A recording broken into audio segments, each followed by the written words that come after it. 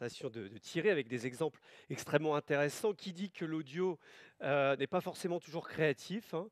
Personne. En tout cas, je me souviens dans cette salle, il y a quelques mois, quasiment un an, Sébastien, on avait lancé ensemble AudioM, qui est le centre d'expertise autour de l'audio lancé par Groupe M. Je crois que c'est une initiative quand même assez singulière dans le monde des agences, d'avoir regroupé au sein d'un centre d'expertise autour de l'audio. D'abord, quel bilan tu peux nous faire un an après? Est-ce que c'est des choses qui arrivent à infuser le marché, justement en disant, voilà, pour être efficace en audio, encore plus peut-être comme dans d'autres médias, il faut être hyper créatif. Effectivement, le bilan il est assez dingue en fait. On ne s'attendait pas à autant de succès et autant d'engouement de la part des annonceurs sur ce projet-là. Et en fait, je pense que ce succès-là, il s'explique tout simplement par le fait que avec les équipes AudioM, d'ailleurs j'en profite pour les féliciter parce qu'on a passé comme une année assez incroyable, on a réussi à rendre l'offre audio beaucoup plus lisible et du coup essayer de lever toute la confusion qui existait parce que c'est un média qui est très protéiforme. On a réussi à leur montrer toute la diversité des formats publicitaires qui existaient aujourd'hui sur le marché de l'audio. Et ensuite, on a réussi à mettre en place toutes ces recommandations d'un point de vue technique, avec de la technologie, avec la plateformisation des modes d'achat. Et on a aussi réussi à leur proposer, ça c'est nouveau et ça a connu un succès qui a dépassé largement nos espérances, de la production audio. Donc, que ce soit sur les spots audio, on a quand même fait plus de 40 formats, 40 spots différents sur l'audio pour une quinzaine d'annonceurs. Donc, on pensait plutôt que c'est une solution de repli pour les marques et il n'y avait pas forcément de créa. Et en fait, on s'est rendu compte qu'il y avait vraiment une attente et un besoin de la part de nos clients. Ensuite, on a monté pas mal d'opérations spéciales. On va en parler tout à l'heure, je pense. On a mesuré l'efficacité. Bon, bref, c'était un gros succès. Et je pense que si ce succès, on l'a connu, c'est tout simplement parce qu'on a réussi à leur apporter un bénéfice en termes d'expertise, un bénéfice en termes de simplicité, un bénéfice d'efficacité. Tu auras des choses à nous faire écouter, tu nous diras à quel moment on les lance. La créativité, effectivement, c'est quelque chose d'extrêmement important. On a vu tout à l'heure le collectif Jean-Paul, lancé au sein de Énergie, Énergie Globale et le groupe Énergie. C'est vrai que pendant longtemps, le média radio a été longtemps considéré comme un média de trafic, hein. C'est toujours le cas, hein. Ça reste un média de trafic. Si on veut vendre son stock et vendre de la promo, on utilise toujours la radio et l'audio, hein, c'est extrêmement important.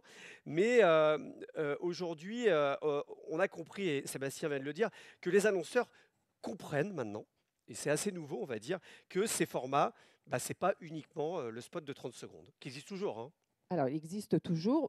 Je pense que c'est un retour, et peut-être un retour au basique. Et en fait, la digitalisation du média, le fait que les podcasts amènent à se réinterroger justement sur les nouvelles formes de narration, comment raconter une histoire de manière intéressante, percutante.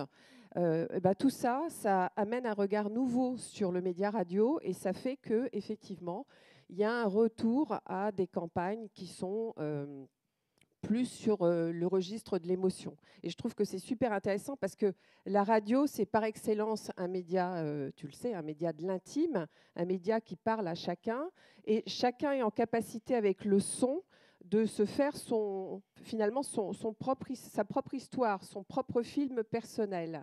Et il y a un pouvoir de l'imaginaire qui est absolument dingue avec finalement le son et avec l'audio qu'on redécouvre grâce aux nouvelles écritures qui sont permises par, je pense, en particulier le podcast. Ouais, la signature sonore qui améliore l'attribution. Je crois qu'il y avait une étude qui avait été faite avec Illigo là-dessus.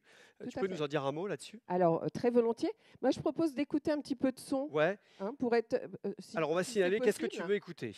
Alors, j'ai 4 exemples sonores de créa qui ne sont pas forcément toutes jeunes, je préviens, mais qu'on adore, nous, dans la maison, et qui nous paraissent bien illustrer le propos. Alors ça, c'est pas ceux-là, c'est les suivants. Là, ceux-là, c'est ceux envoyés par Groupe M.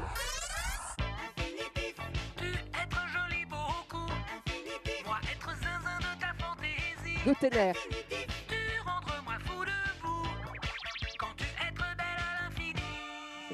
Ça passe pas de d'hier, ça. Non, mais canon. Je passe pour un homme, pas très beau garçon. Magnifique. Gainsbourg-Birkin pour un homme de Caron. Séduction. Ce qui fait mon charme, j'adore. et c'est là mon arme secrète. Quasiment le parcours. Pour un homme de Caron. On les voit, c'est magique. L'ami du petit déjeuner, l'ami ricoré. Il choisit toujours la bonne heure, celle où on chante tous en chœur. Là, on se voit dans le jardin, non? Madeleine de Proust, ouais, avec du soleil. Et un petit dernier pour la route.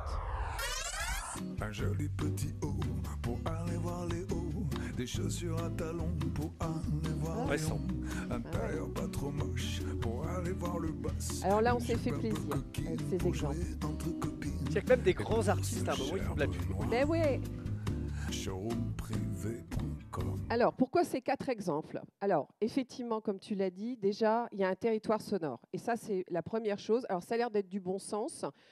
Mais parfois, c'est bon de rappeler les choses de bon sens. C'est-à-dire que quand il y a un territoire sonore, tout de suite, l'attribution, elle est augmentée de 50%. 50%, c'est Iligo qui nous le dit. Ça, c'est le premier point. Quand il y a des jingles, quand il y a des petites musiques chantées, tout ça, ça augmente aussi l'efficacité du spot. Le deuxième point, c'est qu'on voit que l'intensité émotionnelle qu'il y a dans le message publicitaire, il va être complètement démultiplié à partir du moment où, effectivement, il va y avoir une musique, où on va nous raconter une histoire, ça rejoint ce que tu disais, Thierry, on va nous embarquer dans quelque chose voilà, qui fait appel à notre imaginaire. Et tout ça, on le mesure. Et je tiens à dire que, avec le bureau de la radio et tous mes confrères des radios, on a des tonnes d'études qui démontrent en fait l'efficacité de la créativité et l'impact que ça peut avoir justement sur l'efficacité des messages. Ce que l'on sait aussi, c'est très intéressant, showroom.com, le fait de donner précisément l'adresse URL du site, ça augmente, ça fait x5 en termes de ROI par GRP. Donc c'est carrément On va super parler de Carglass aussi, par exemple. Carglass.fr. Carglass.fr. Il ne faut plus passer par Google. Voilà, carglass.fr. Et puis le dernier point, c'est la notion de visuel transfert. Ricoré, je pense que vous êtes tous vus dans le jardin, sous l'arbre, vous avez refait le film, chacun avec votre imaginaire. Mais là, c'est super puissant parce qu'en fait, ça vient démultiplier aussi l'impact d'une campagne télé. Donc jouer sur la synergie télé-radio avec ce côté « je répète mon message que j'ai vu en télévision », ça vient augmenter le souvenir spontané de la marque de 37%. Donc tout ça, c'est des chiffres qui sont vraiment percutants. Et voilà, je vous invite d'ailleurs à échanger avec nous parce que je vais pas vous citer tous les chiffres que l'on a, mais on a énormément de données par rapport à ça. Et après, il y a des données qui montrent que en fonction de la position dans l'écran, le fait qu'il y ait un encombrement publicitaire qui soit maîtrisé, c'est des éléments qui viennent renforcer, là aussi, évidemment, l'impact du message. Tu nous donneras un autre exemple tout à l'heure, parce que tu es venu avec plein de choses. Tout le monde est venu avec des choses à nous faire On écouter. avait envie de vous faire écouter du son. C'est quand même sympa d'écouter des choses. Sébastien, toi, tu voulais nous faire écouter des choses. Trois exemples aussi d'intégration sur lesquels tu as travaillé avec AudioM. Okay, on l'a fait écouter. Alors, on va y aller. Alors, là, ils sont là, regarde. Juste commencer par quelques mots d'intro, en fait. Ouais. Quand même sur l'évolution du média, parce qu'il y a quand même pas mal de créations qui sont liées justement à cette évolution-là. C'est vrai que de façon historique, le média radio et le média du drive to store, du drive to web, avec des créations, comme tu le disais Cécile, qui sont vraiment adaptées justement à ce média-là, avec des identités sonores fortes, des jingles qui sont forts, pour pouvoir émerger, pour pouvoir améliorer l'attribution. Et c'est vrai que pour le coup, ces créations-là, elles sont efficaces sur la radio, elles sont efficaces aussi sur un univers digital qui est consommé comme la radio en tant que média d'accompagnement. On écoute la radio pendant qu'on fait autre chose, pendant qu'on bricole, pendant qu'on prend son petit déjeuner, pendant qu'on prend sa douche. Donc on a besoin de toutes ces caractéristiques sonores pour pouvoir émerger et faire en sorte que le message soit efficace. En revanche, sur l'audio digital, la diffusion de créations avec ces identités-là qui sont très fortes peut nuire à l'efficacité de la campagne. Et c'est pourquoi, dès lors qu'on recommande aux annonceurs d'exploiter notamment l'univers du podcast, où on est sur une écoute qui est beaucoup plus attentive, une écoute qui est beaucoup plus engagée. Très souvent, c'est une écoute individuelle au casque. Il y en a certains qui l'écoutent avant de s'endormir. Donc, on leur recommande clairement de pouvoir soit d'adapter, soit de mettre en place une création spécifique à ce mode de consommation-là. Donc, c'est ce qu'on a fait. C'est le premier exemple, c'est l'exemple Mazda. Donc c'est un annonceur qui a une marque automobile japonaise qui a un très faible taux de pénétration sur le marché français et qui voulait relayer sa campagne sur l'audio. Donc on ne lui a pas recommandé la radio, justement, parce que c'était difficile d'émerger sur ce média-là qui est très concurrentiel. En revanche, on lui a proposé de prendre le contre-pied et d'investir, de s'approprier le média du podcast en produisant pour eux, donc on l'a fait avec Studio M, une création spécifique sur un ton beaucoup plus posé, où on prend le temps, même si c'est un spot qui fait 30 secondes, on prend le temps d'expliquer les choses. Donc je vous propose de l'écouter. On va l'écouter, je vais demander à Elisa peut-être de le lancer. Kodo, l'âme du mouvement au Japon, source d'inspiration de Mazda pour concevoir ses véhicules. Un design élégant et dynamique qui vous accompagne lors de vos déplacements professionnels. Vous prenez la route fréquemment? Notre approche multisolution vous offre des véhicules 100% électriques, hybrides ou thermiques, garantis 6 ans. Mazda, l'excellence du savoir-faire japonais au service des professionnels. À découvrir sur Mazda.fr. Ce qui est assez incroyable avec ce message-là, donc qui était diffusé uniquement sur un environnement d'information, d'histoire, de philosophie, de décryptage de l'actualité, ce qui est assez incroyable, c'est qu'on a réussi à interpeller l'auditeur de façon différente que ce qu'on fait habituellement en radio. En radio, on l'interpelle justement avec un jingle sonore. En audio, on l'a interpellé en suscitant sa curiosité, en démarrant le message avec ce mot Kodo et en expliquant ce que c'était. Et on a réussi finalement à garder en haleine l'auditeur, si on peut dire ça comme ça. Et les résultats ont été assez dingues. On a enregistré un taux de complétion à 99%. Alors on sait que les taux de complétion sur audio sont toujours très importants, entre 92 et 95, mais 99%, c'est du jamais vu. C'est-à-dire que les gens sont restés, ils ont écouté le spot, Exactement. qui n'était pas skippable, je pense. Si, bien sûr qu'il l'est. Il était skippable, donc les gens l'ont Bien sûr écouté qu'il quand l'est, même. C'est ça qui est intéressant. Voilà. Tu voulais nous faire écouter d'autres choses aussi? Je continue alors. Allez. La dolce vita. Savoir-vivre. Deseo por viajar. Globetrotter. Wanderlust. Desire to escape. Pura vida. Fernvue. Envie d'évasion. Plusieurs mots existent pour désigner ces sensations, mais mieux vaut les vivre. Commencez votre voyage et laissez vos envies prendre leur envol. Partez de Bordeaux, par exemple, vers New York, San Francisco ou Mexico. Élargissez votre horizon. Dites oui au monde. Lufthansa. Donc ça, c'est un spot qui a été diffusé uniquement à Bordeaux. Et c'est un spot qui a été diffusé grâce à la technologie de la DCO.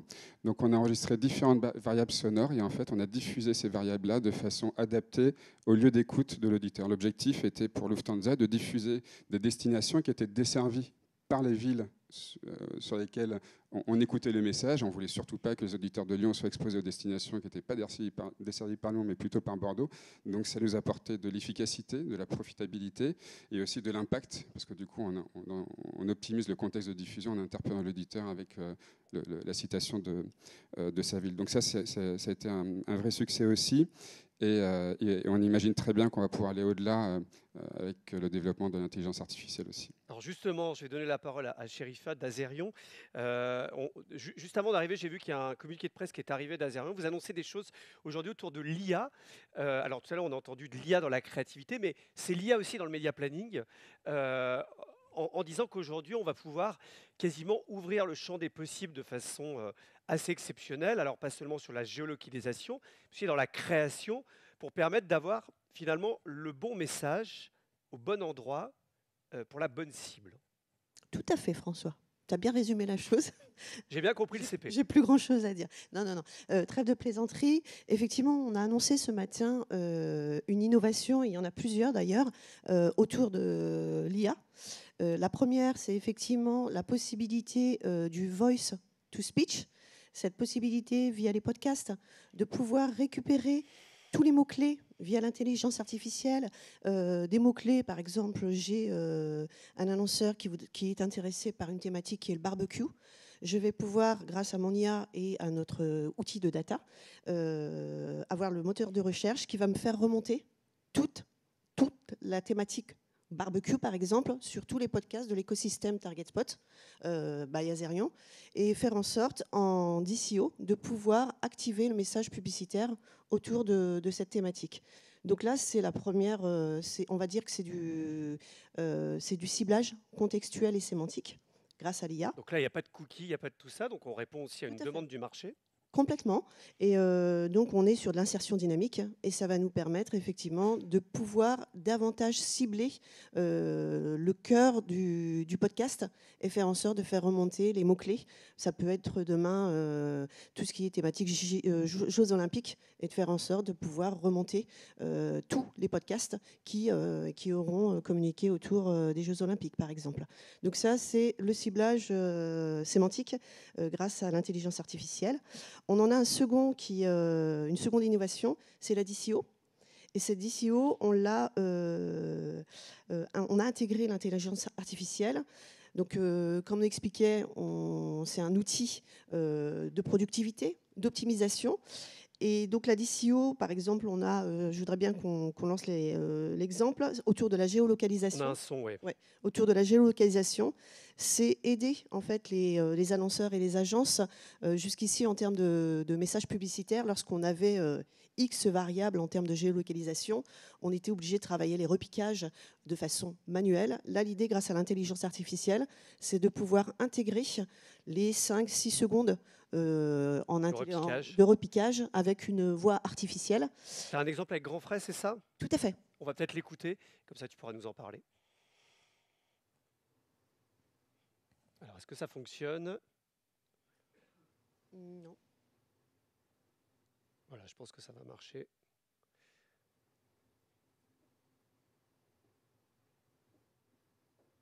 Coucou, c'est Léa. Pour la séance de dédicace de mon bouquin, je peux pas chez Grand Frais. Ils ont des mandarines super juteuses. Oh, je sens d'ici leur parfum. Mais je vous envoie Léo, mon fils de 12 ans. Il imite déjà ma signature sur ses carnets de notes, alors. Grand Frais, c'est 300 fruits et légumes ultra frais disponibles chaque jour. Et jusqu'à samedi, les mandarines sont à 1,67 € le kilo. Régalez-vous, faites vos courses. Grand Frais, le meilleur marché. Vendu en filet de 1,5 kg, soit 2,50 €. Origine Espagne, catégorie 1, calibre 2, 3, 4, variété Nadorcote et Tangold. Bon, il y a des mentions légales aussi. Hein. Oui. Là, c'est coupé.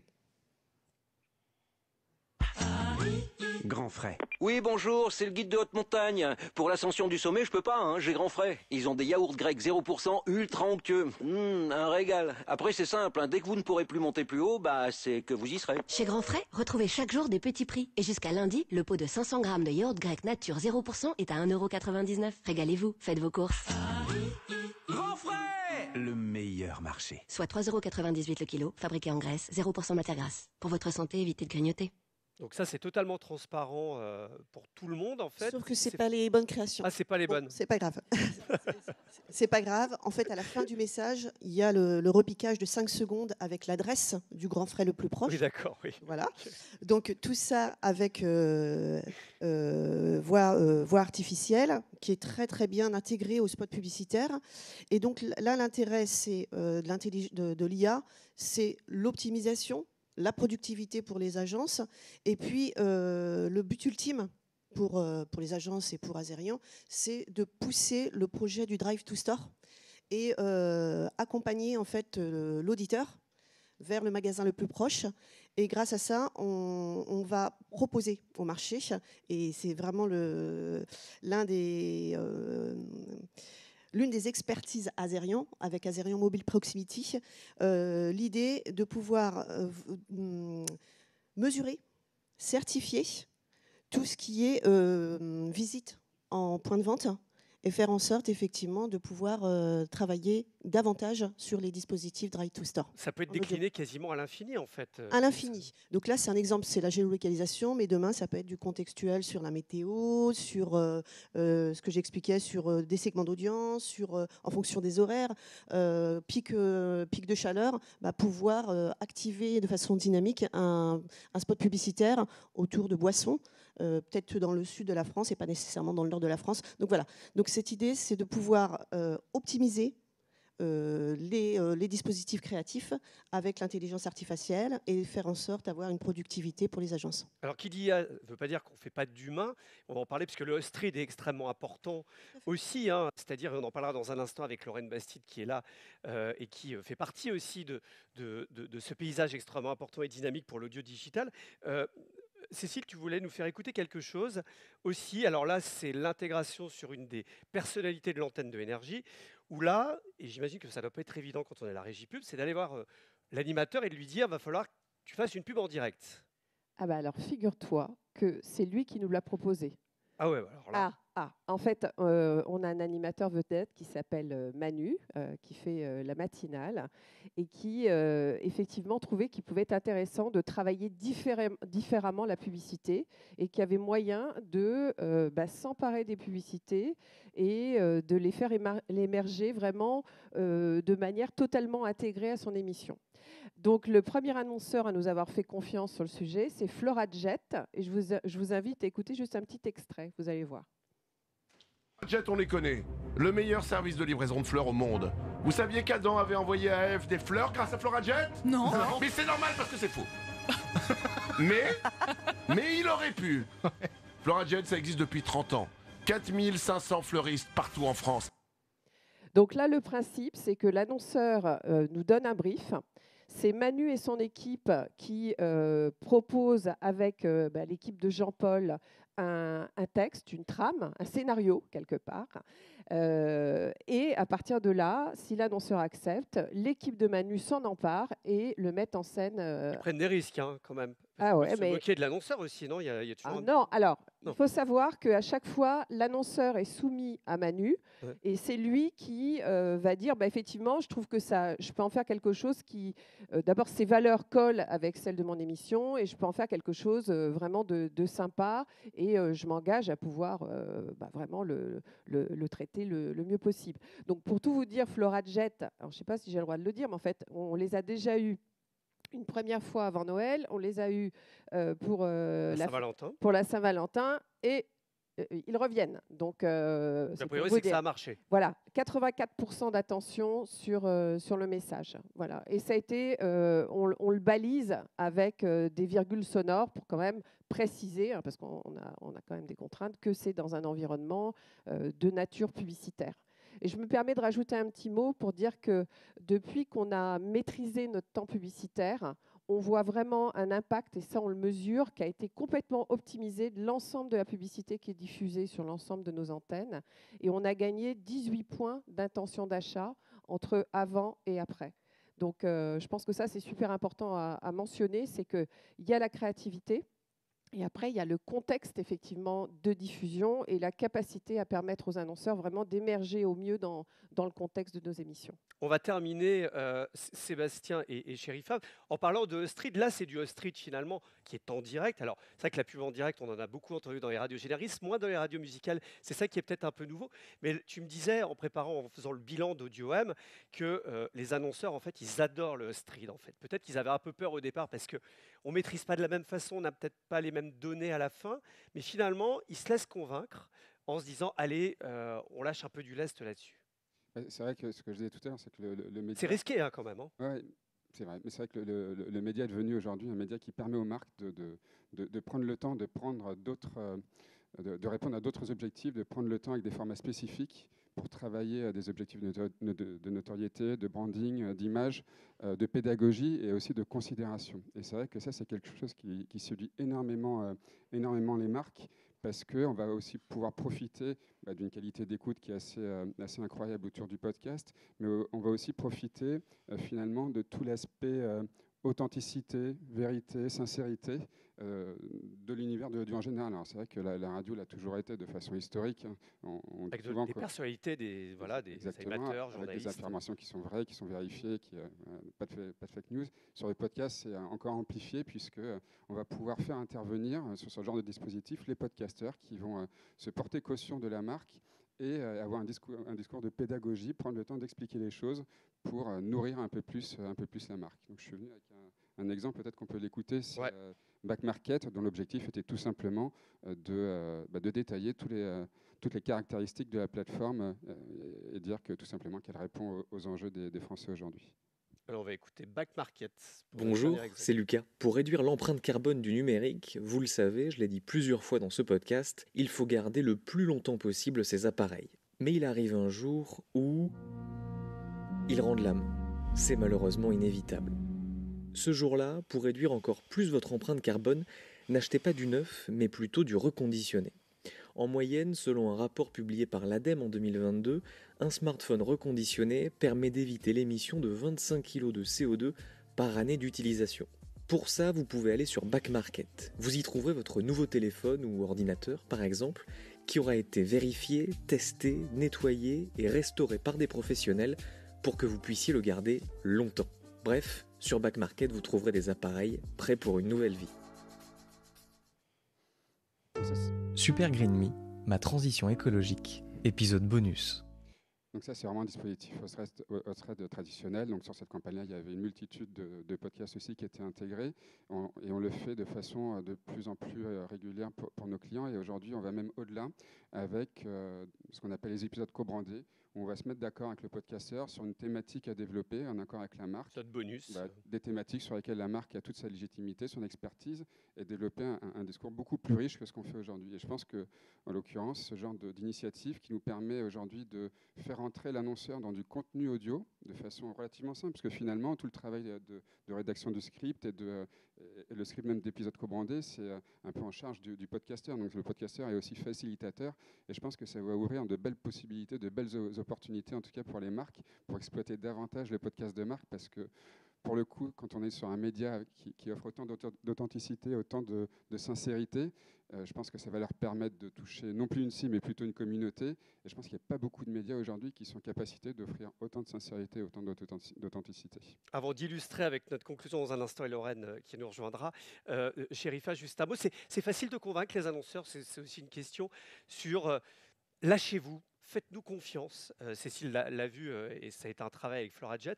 Aujourd'hui, les annonceurs, ils le comprennent, ça. Et même les agences, au-delà de Groupem, d'autres sont dans la salle, pour dire, en fait, voilà, faites confiance à la personnalité parce que ça va vous apporter quelque chose.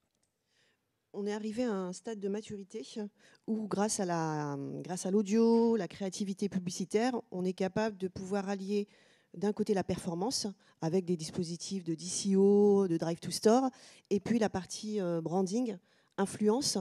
Donc j'évite le mot influenceur, donc créateur de contenu, parce que c'est galvaudé. Hein. C'est toi qui m'as repris de voler. Je me fais reprendre souvent en me disant le terme influenceur n'a plus la même valeur, on dit créateur. Voilà, donc l'idée du host read ou du voice read, c'est effectivement de travailler le branding, d'aller engager une audience qui n'est pas nécessairement une audience radio.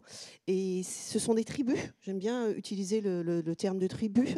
Et grâce à l'image du podcasteur, on a cette capacité à pouvoir proposer des dispositifs innovants, intégrés au podcast, et où on peut jouer énormément sur la créativité. Donc je voulais prendre comme exemple, peut-être pas celui-ci, donc c'est un exemple Combini. On en a un second avec un dispositif qu'on avait mis en place avec Avasplay autour d'Atout France. Et c'est la prochaine slide, s'il vous plaît.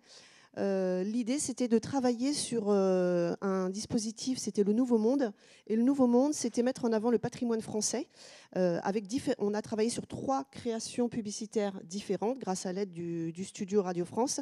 Et on a ciblé 3 podcasts différents, Le Masque et la Plume, Totémique et Le Réveil culturel. Et ces 3 podcasts on a pu cibler leurs auditeurs avec des créations totalement différentes sur ces 3 podcasts. Je ne sais pas si on aura le temps d'écouter les 3, on va peut-être en écouter juste un seul, un, le premier. Avec la voix France Inter. Vous avez des envies frénétiques d'entendre, de voir, de sentir, de ressentir, de vous émouvoir, de vous interroger. Bref, de vous nourrir d'art. Ça tombe bien. Vous pouvez étancher votre soif de culture près de chez vous en allant à la rencontre des propositions artistiques de la jeune création. Monde Nouveau, c'est 264 projets artistiques installés sur tout le territoire métropolitain et d'outre-mer. Rendez-vous sur le site mondenouveau.fr. Donc l'idée du host read ou du voice read, c'est vraiment travailler l'affinité, la créativité, l'intégration directement dans le podcast et faire en sorte effectivement d'engager des audiences très captives. Et pour l'annonceur, c'est avoir une écoute, je vais me répéter, engagée et surtout qualitative versus la pub audio où on est plus sur du volume. Là, on va véritablement toucher des cœurs de cible. Merci à vous 3. C'était extrêmement passionnant, en tout cas, même moi j'ai appris beaucoup de choses. Merci en tout cas d'être venu.